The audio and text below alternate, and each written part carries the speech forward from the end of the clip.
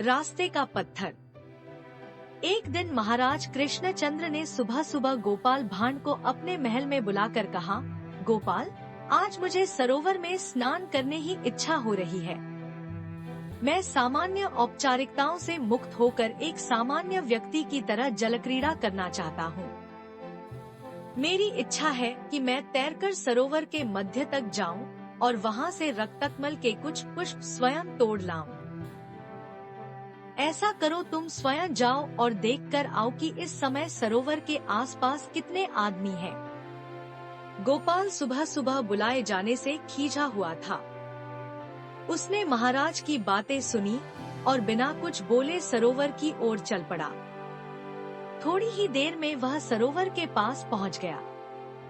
उस समय स्नान करने के लिए अनेक आदमी सरोवर की ओर जा रहे थे।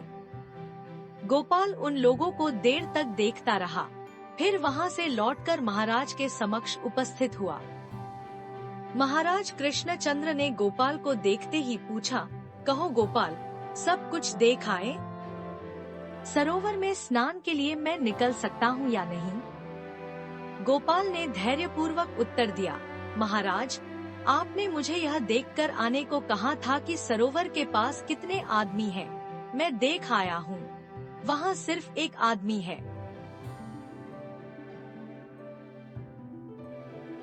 महाराज प्रसन्न हुए। उन्होंने कहा, तब ठीक है गोपाल, तुम भी चलो, थोड़ी जलक्रीड़ा कराएं। गोपाल के साथ महाराज सरोवर की ओर चल पड़े। सरोवर के पास पहुंचकर महाराज यह देखकर हतप्रभ रह गए कि सरोवर में सैकड़ों लोग स्नान कर रहे हैं। क्षुब्ध स्वर में महाराज ने गोपाल से कहा, यह क्या गोपाल, तुमने तो कहा था कि सरोवर के पास एक ही आदमी है, मगर यहाँ तो भीड़ लगी हुई है। ऐसे में जलक्रीड़ा की मेरी इच्छा तो पूरी हो ही नहीं सकती। गोपाल भांड ने संयत स्वर में महाराज से कहा, महाराज, मैंने आपसे जो भी कहा था वह 100% सही था। मैं अब भी यही कह रहा हूँ कि सरोवर के पास केवल एक आदमी है। बाकी जो भीड़ आप देख रहे हैं वह संवेदनहीन और विवेक शून्य पुतलों की भीड़ है। इन्हें आदमी मानकर किसी तरह का संकोच करने की आवश्यकता नहीं।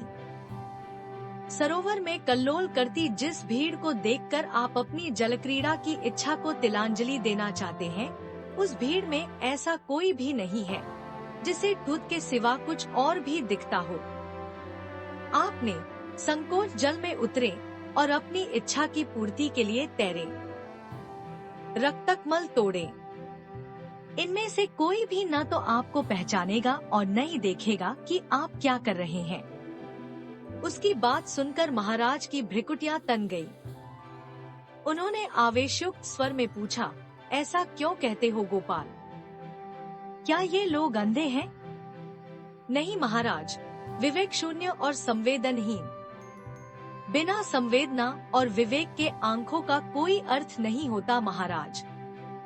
आप वस्त्र उतारकर मुझे दें और निश्चिंत होकर जल में उतरें। महाराज कृष्णचंद्र ने कुपित स्वर में कहा, यदि मुझे किसी ने भी पहचान लिया तो तुम्हारी खैर नहीं। गोपाल, याद रखना। गोपाल मुस्कराया और बोला, महाराज, आप अपने वस्त्र उतारकर यही मुझे दे दें। मैं घोड़े के साथ आपकी इसी बरगद के वृक्ष के नीचे प्रतीक्षा करूंगा। आप जलक्रीड़ा करके लौटें। यदि आपको मार्ग में किसी ने भी टोका तो आप जो चाहें मुझे सजा दे दें, मैं स्वीकार कर लूंगा। गोपाल की बात सुनकर महाराज कृष्णचंद्र ने अपनी पगड़ी उतारी, कुर्ता उतारा और धोती बंडी पहने सरोवर के पास पहुंच गए। महाराज को सचमुच रास्ते में किसी ने नहीं टोका। महाराज पानी में उतरे और तैरते हुए सरोवर के मध्य तक गए। 4-5 रक्तकमल तोड़े और फिर तैरते हुए किनारे आ गए।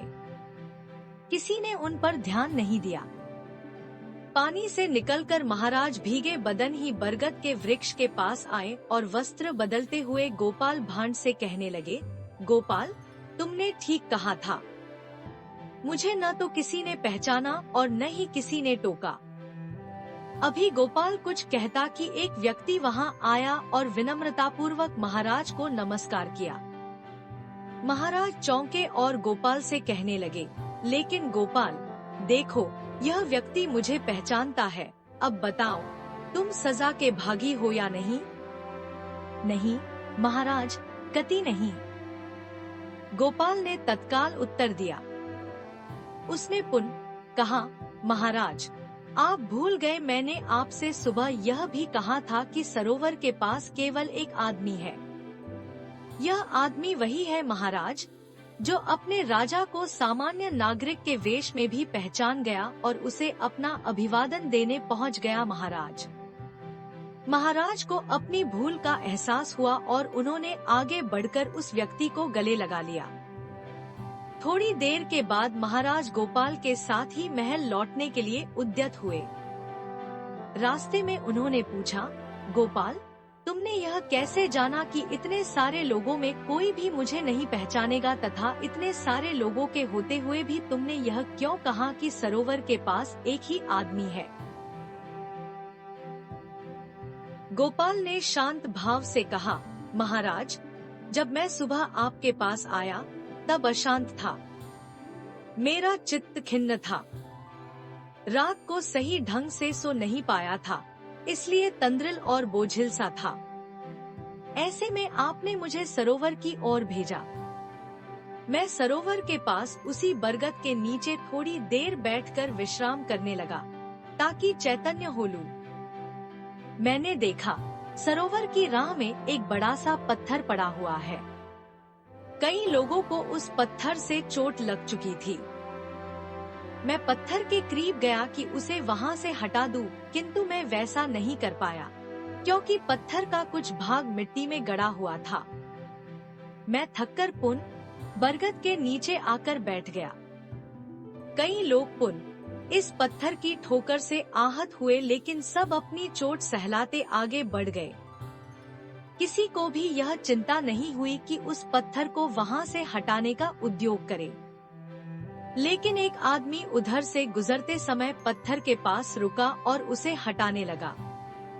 काफी परिश्रम के बाद उसने पत्थर को वहां से उखाड़कर सड़क से दूर ले जाकर रखा और थककर सरोवर के किनारे विश्राम करने लगा।